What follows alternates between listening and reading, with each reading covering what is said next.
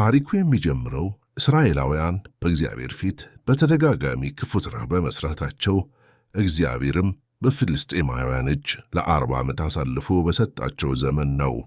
ከዳን ወገን የሆነ ማኑሄ የሚባል አንድ የጾርዓ ሰው ነበር። ሚስቱም መካን ነበረች፣ ልጅም አልወለደችም።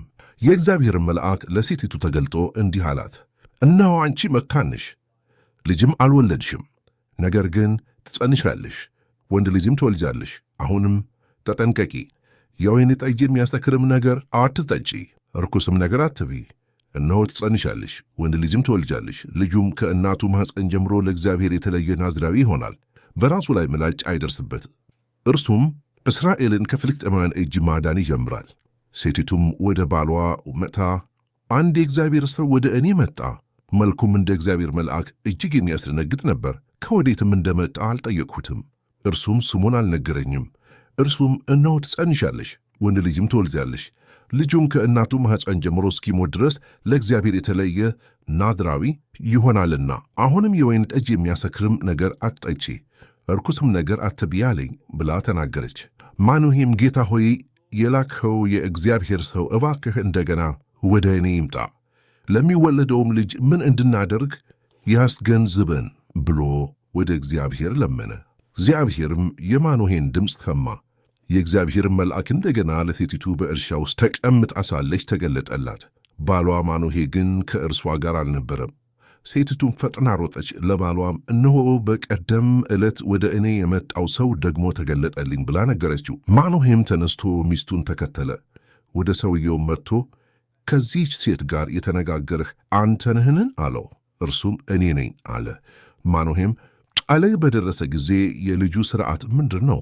የምናደርግለትስ ምንድር ነው? አለው።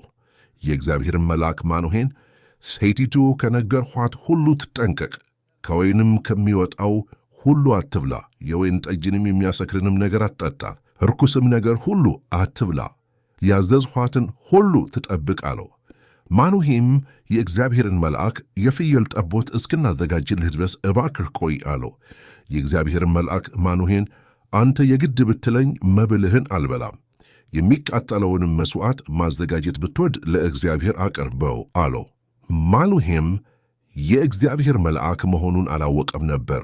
ማኑሄም የእግዚአብሔርን መልአክ ነገርህ በደረሰ ጊዜ እንድናከብርህ ስምህ ማን ነው? አለው። የእግዚአብሔርን መልአክ ስሜ ድንቅ ነውና ለምን ትጠይቃለህ? አለው። ማኑሄም የፍየሉን ጠቦትና የእህሉን ቁርባን ወስዶ በድንጋይ ላይ ለእግዚአብሔር አቀረበው።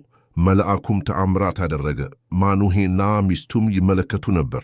ነበልባሉም በመሠዊያው ላይ ወደ ሰማይ በወጣ ጊዜ የእግዚአብሔር መልአክ በመሠዊያው ነበልባል ውስጥ አረገ። ማኑሄና ሚስቱም ተመለከቱ፣ በምድርም በግንባራቸው ተደፉ። የእግዚአብሔርን መልአክ ዳግመኛ ለማኑሄ ለሚስቱ አልተገለጠም። ያን ጊዜ ማኑሄ የእግዚአብሔር መልአክ መሆኑን አወቀ። ማኑሄም ሚስቱን እግዚአብሔርን አይተናልና ሞት እንሞታለን አላት።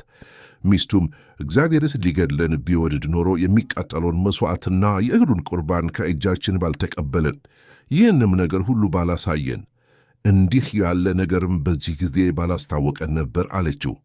ሴቲቱም ወንድ ልጅ ወለደች፣ ስሙንም ሶምሶን ብላ ጠራችው። ልጁም አደገ፣ እግዚአብሔርም ባረከው።